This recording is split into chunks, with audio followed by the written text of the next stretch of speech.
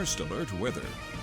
We've been looking at the thunderstorms, fairly potent storm cells moving across eastern Idaho and western Wyoming over this past weekend, including today. And we'll continue to see those storms rolling across the region for tonight. But drier weather trying to get in here as early as tomorrow. But once we lose the thunderstorm threat, we're going to pull the smoke and the haze right back in here. Let me take you a little to the east. To Jackson, we've had some showers throughout the afternoon here. We're getting some good downpours at times. We've been getting some steady rain in that direction. Most of us in the mountains and foothills around the Snake River Plain under a flash flood watch until 9 o'clock tonight. And we even have a few advisories out there and even some flash flood warnings. Now, Idaho Falls, Blackfoot, not under an watch or an advisory. Same for Rexburg and Rigby, but Pocatello, they have had a flash flood watch, especially just by virtue of seeing those showers come over the bench areas and foothills. Let me take you over to Viper. We have some fairly active weather still with us, especially getting back into the Snake River Plain and also in southeastern Idaho with some strong storm cells getting over into Preston right now, over Malad, and moving over the mountains into the western half of Bear Lake County with some moderate showers around Soda Springs and then further north into Blackfoot Reservoir and then further north to Alpine. In fact, there is a flash flood warning east of Alpine right now along that wet weather. Look at all those thunderstorms there coming in here across the Snake River Plain, coming into areas of the Snake River Plain from Idaho Falls to Blackfoot, Fort Hall. You can see some fairly strong cells here moving in from Island Park, getting into St. Anthony, Rexburg, and some thunderstorms heading towards Blackfoot, Fort Hall, and Pocatello right now. You can see those storm clouds coming in, and things are looking to be a bit messy over the next couple of hours with frequent lightning, strong downdraft winds, and some heavy showers. As you take a look at central Idaho, Lemhi, and Custer County, seeing those showers and thunderstorms exiting the region, pushing further to the east towards the Snake River Plain. Now for tonight, we have the moisture in place, but as we transition into Tuesday, we're going to push that moisture a little bit further to the east. It's going to be focusing towards Colorado, New Mexico, and a bit of southern Wyoming, with just a little bit of that wet weather still hanging out here locally. As we get through tonight, we have those thunderstorms right overhead the Snake River Plain. We'll move it over to Wyoming as we go to the late night, early evening hours, and we'll see later tonight just a few lingering pockets of wet weather right out towards Jackson and Driggs and near the Wyoming state line.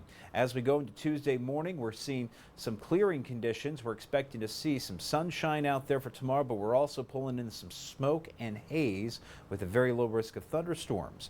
The rain today and this past weekend clearing the air for southern Idaho. But as we go to the smoke model, I want to show you that we still have this smoke drifting back in from the north, seeping into southeastern Idaho and western Wyoming, with more of that smoke inundating the area as we get through the next couple of days. So again, as soon as we lose the thunderstorm threat, we're pulling in the smoke. Highs around 88 for Malad, 86 in McCammon, 84 in Soda Springs, with highs in Rexburg at 83, 80 for Driggs, 80 in Jackson tomorrow, with again a slight chance of a mountain thunderstorm, but it's going to be rather hazy and smoky outside tomorrow. 88 for Challis, 89 for Salmon, highs in the Snake River Plain at 85 for Idaho Falls, 87 in Pocatello, 90 in American Falls, 89 in Burley. Here's your extended forecast. Temps here into the mid to upper 80s for tomorrow and Wednesday. Low 90s for Thursday, pulling in some sunshine, but there's a storm coming in here on Thursday. That's a cold front, and as we get on the other side of that cold front, that's going to drop us back down to the upper 70s, lower 80s for this weekend. So we have a little bit of a warm before the storm. Storm gets here on Thursday, then we'll see the temperatures drop into the 70s for Friday and Saturday. Rexburg a high of 88 for Thursday, with again dropping highs for the weekend into the upper 70s, low 80s. Salmon, Challis, Stanley. Storm clouds get in here for Thursday. Highs will warm up into the 90s for Wednesday, close to 90 on Thursday, and then we're dropping in some slightly cooler temps for Friday and Saturday and Sunday. As we go to Jackson, look for highs here at 85 for Wednesday and Thursday, upper 70s on Friday, low 80s on Saturday.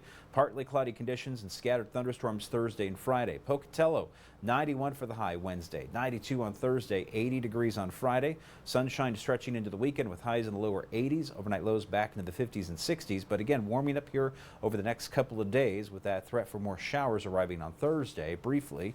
And then Idaho Falls, 89 for Wednesday, 90 degrees on Thursday with the arrival of some showers and thunderstorms, and then the temperatures will drop around 80 degrees for the high this weekend with partly sunny skies and a slight chance of a thunderstorm.